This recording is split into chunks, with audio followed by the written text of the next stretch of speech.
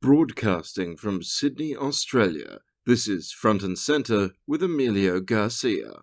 Brought to you by the Unshackled.net. This man was exhibiting bigoted behavior. The media keeps losing to Donald Trump. Actually, what we think is debunking Donald Trump turns out to be supporting Donald Trump. So President Trump and the White House have been calling the Russia investigation a witch hunt and a nothing burger.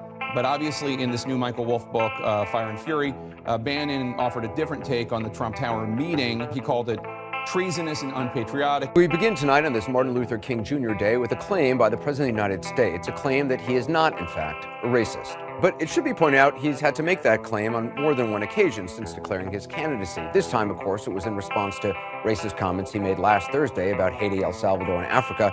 And this is for anyone who may be taken aback by my comments. I want to be very clear here. I don't really care if you are. I hope you are. So when we fact-check misstatements he says, that helps him. I think it does. You're not going to give 3 minutes for the American people to hear the real experience of Donald Trump. There's one viewer that you care about right now, and you're being obsequious, you're being a factotum in order to please him, okay? No. In the media, there is bias. There is institutional bias driven by the ideological leaning of the leadership of these media organizations. This skew has always been around, but the Trump victory seems to have exacerbated it. CNN, MSNBC, ABC, and other traditional media outlets in the US and Australia have a pronounced left-wing bias, while fewer but still relevant outlets like Fox News and The Australian have clear right-wing agendas. In this episode, we'll be exploring this bias, especially in relation to Donald Trump, with the help of Andrew Klavan, host of The Andrew Klavan Show on the Daily Wire. Andrew Klavan has a history of bashing traditional news outlets for their bias, and he's come on this show to talk to us about media bias in the age of Trump. It's not necessarily the reporters, it's the guys, the middle management who decide, the editors who decide what gets on the air, what gets printed. When that happens, of course, you get radicalized because the more you talk to people who only talk to people who are like yourself, the more radical you become. We'll be exploring all of this after this short break. I want to take a second and ask you to go to the Unshackled.net and download your free ebook, The Unshackled Battlefield. Learn about the founding principles of The Unshackled and what made the organization what it is today. And since I have you, don't forget to subscribe on iTunes, Stitcher, or wherever you get your podcasts. Thanks, and now back to the show. Welcome back to Front and Center. I'm Emilio Garcia. On today's episode, we'll be talking about media bias in the age of Trump with the host of The Andrew Klavan Show, Andrew Klavan. Hi, Andrew. Thank you so much for being on Front and Center today. Yeah, it's a pleasure to be here. Thanks for having me.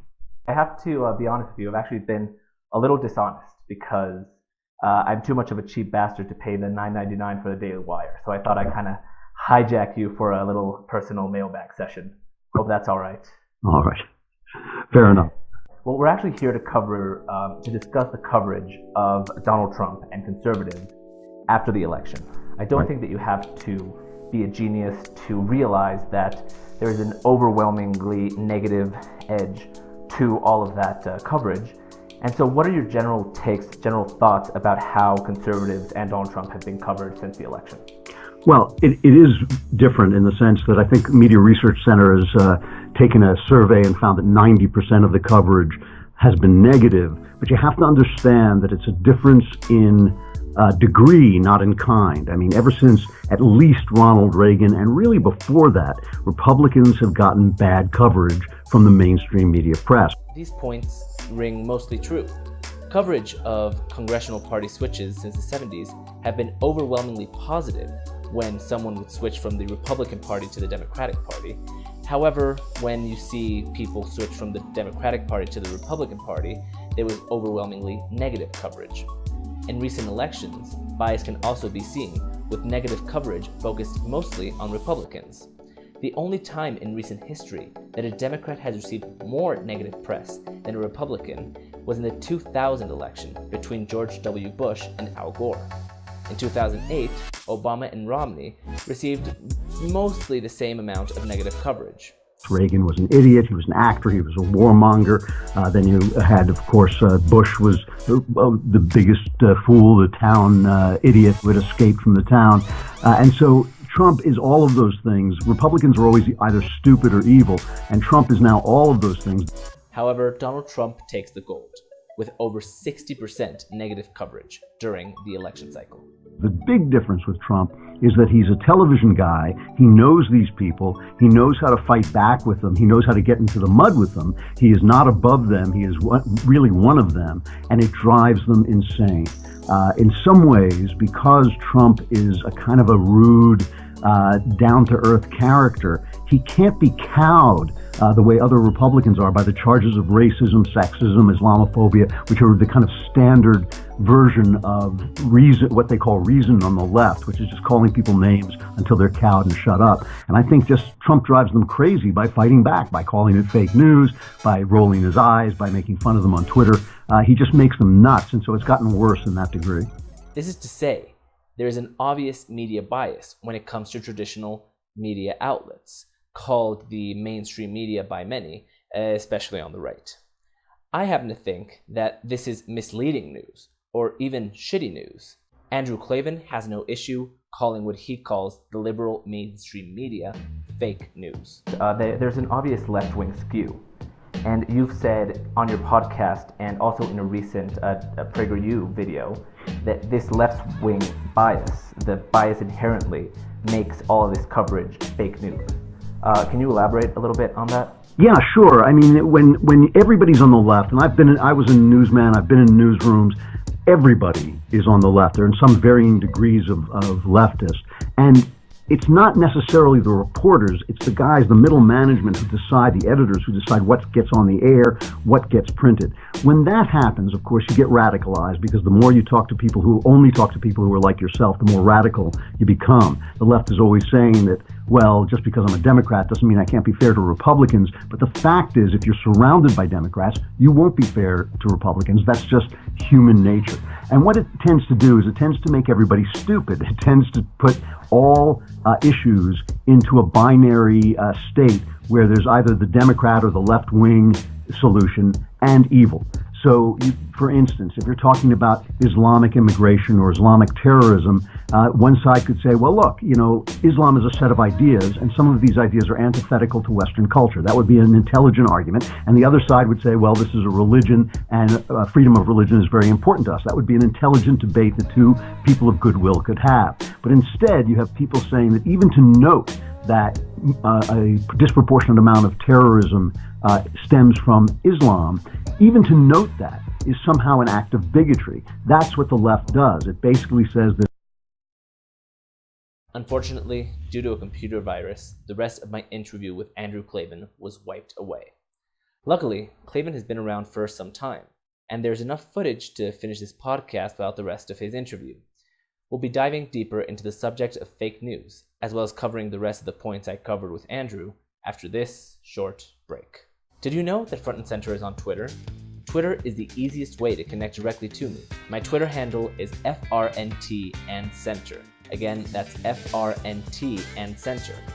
And though many of you will not be able to find my shadow banned account right away, you can find me because of my free speech loving followers who are constantly interacting with me.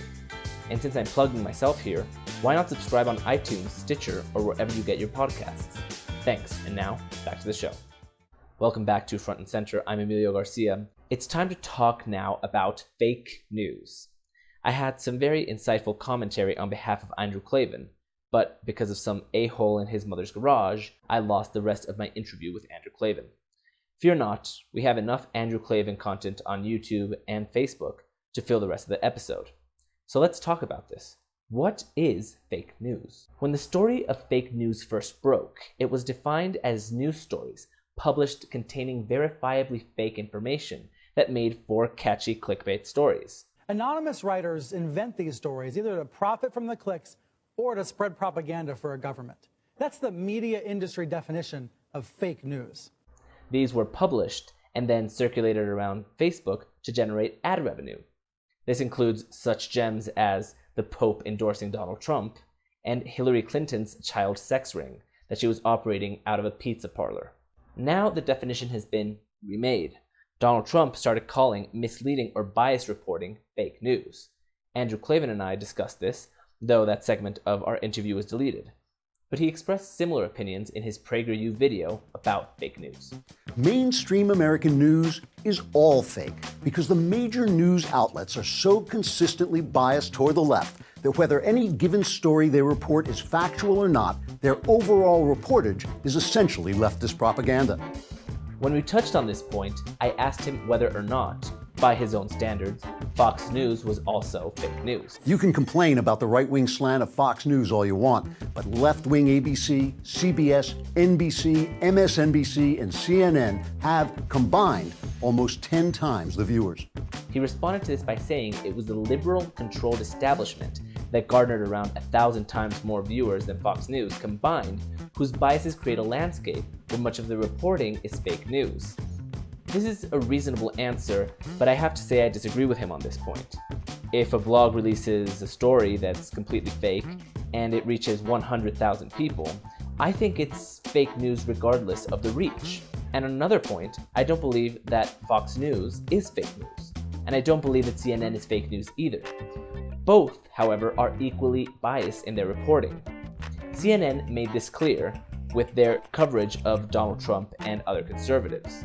Fox News made their bias clear through their coverage of Democrats and Obama, with this jewel for an example. First, the President of America chest bumps an Air Force grad. Next, Michelle and Barack Obama. Fist bump. A fist bump, a pound, a terrorist fist jab. The show would have ideally gone on for longer and would have shown more of what Andrew Klavan had to say. But because of the virus incident, we'll be moving directly into the centrist conclusion segment of the program. Most traditional media outlets have clear bias. Many of TV's most watched anchors have moved radically to the left, using their time to bash Donald Trump in very obvious ways. That being said, the exaggeration of facts or misconstruing intent does not mean that is false information. This means that all of these traditional media outlets are not fake news, and we see blatant miscategorization for political gain. Andrew Klavan has reached many people because of his messages that contain rational and traditional ideologies. I agree with much of what he says, and even though I have my disagreements with him, I thank him a lot for taking the time to talk to me. This brings us to the end of Front and Center. Thank you so much for being with us. Thank you to the Unshackled for allowing us to use their platform.